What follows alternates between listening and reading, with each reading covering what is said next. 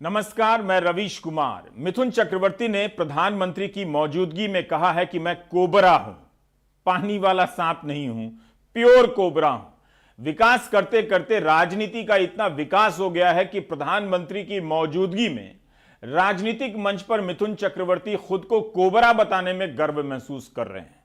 नितिन गडकरी ने कहा कि बीजेपी में आने के बाद सब पवित्र हो जाते हैं। यहां तो मिथुन चक्रवर्ती टीएमसी से बीजेपी में आने पर खुद को कोबरा कह रहे हैं। मिथुन चक्रवर्ती ने कई सारी अच्छी फिल्में की हैं, अच्छे अभिनेता भी रहे हैं और डांस करने की अदा पर मेरे अलावा न जाने कितने फिदा रहे हैं।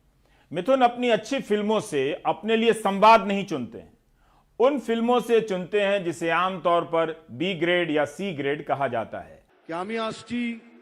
प्रधानमंत्री की मौजूदगी में बीजेपी में शामिल होने पर मिथुन कौन सा संवाद चुनते हैं उसके बजाय यह देखा जाना चाहिए कि उस संवाद से आज के चुनावी माहौल में कैसा संदर्भ बनता है। आमी जल ढोड़ाओ नई, बेले बोड़ाओ नई, आमी एकटा कोबरा, गोखरो आमी। जब मिथुन कहते हैं कि मैं पानी वाला सांप नहीं हूं, प्योर कोबरा हूं, यहां काटा और वहां आपकी छवि टंग गई, यह केवल ताली बजवाने का संवाद नहीं है, बल्कि यह संवाद टकराता है मिथुन की नई पार्टी के विरोध में खड़ी ममता बनर्जी से। बंगाल के भद्रलोक की भाषा शैली इस चुनाव में कहां तक गिर रही है, उसे व्हाट्सएप ग्रुप में रिश्तेदार नोट करने लगे हैं। मारबो एखाने, लाश पड़बे श्मशाने। इस मंच पर मिथुन एक और फिल्मी संवाद दोहराते हैं कि मारबो ए खाने, लाश पोरबे शोशान। मतलब यहां मारूंगा तो लाश शमशान में मिलेगी। कोबरा, लाश, शमशान और मरने वाला फोटो बनकर टंग जाएगा। क्या ममता बनर्जी के विरोध के लिए मिथुन के पास यही सब रूपक है, संवाद है? क्या मिथुन को पता नहीं कि समाज में लोग किसी की मौत पर उसकी तस्वीर बेहद आदर से लगाते हैं?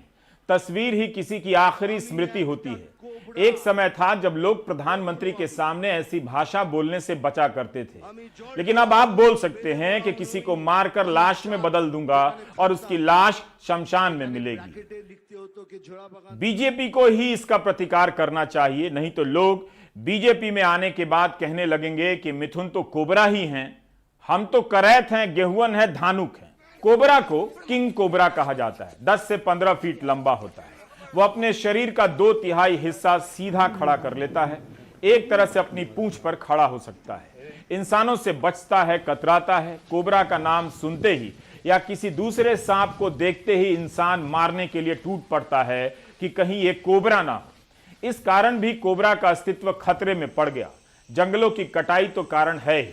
कोबरा जहरीले और विषैले सांपों को भी खा जाता है, गिरगिट से लेकर चूहे खाता है। दुनिया में अकेला सांप है जो घोंसला बनाता है और उसमें अंडे देता है, और जब तक सांप अंडे से बाहर नहीं आ जाता उस अंडे पर पहरा देता है। Centre for global health research की रिपोर्ट के हिसाब से भारत में 2000 से 2019 के बीच 12 लाख लोग सांपों के काटने से मरे हैं। हर साल करीब 58,000 लोग सांपों के काटने से मर जाते हैं। ऐसे कोबरा से मिथुन अपनी तुलना करते हैं, जिसका अस्तित्व इन दिनों खतरे में है और जिसका गुण कुछ और है। बीजेपी मिथुन से कह सकती है कि हमारे दल के नेता और प्रधानमंत्री खुद को सेवक कहलाना पसंद करते हैं, आप प्लीज खुद को कोबरा ना कहें। आप एक राजनीतिक दल में आए हैं, जंगल किंगडम में नहीं कि मैं शेर हूं, मैं कोबरा हूं कहते फिरें। Do you get my point? आमी तो सब समय बांग्ला कथा बोलते पाड़ी ना, किंतु माझे माझे एकटू इंग्रेजी बोली, बाजे कथा बोली ना। कोई शक भोजपुरी बोली ले, लेकिन हम सांप हई, कनगोजर हई, ये कौन भाषा हवे जी? बयान तो पुराना है, अप्रैल 2018 का, लेकिन पता चलता है कि राजनीतिक भाषण में सांप बिच्छू के आने की विकास यात्रा कहां से शुरू होती है। सारा विपक्ष आह्वान करता है एकत्रित आओ, एकत्रित आओ, एकत्रित आओ। मैंने एक वार्ता सुनी थी, जब बहुत बड़ी बाढ़ आती है, सारे वृक्ष, पेड़ पौधे पानी में बह जाता है, एक वट वृक्ष अकेला बच जाता है, तो सांप भी उस वट वृक्ष पर चढ़ जाता है, नेवला भी चढ़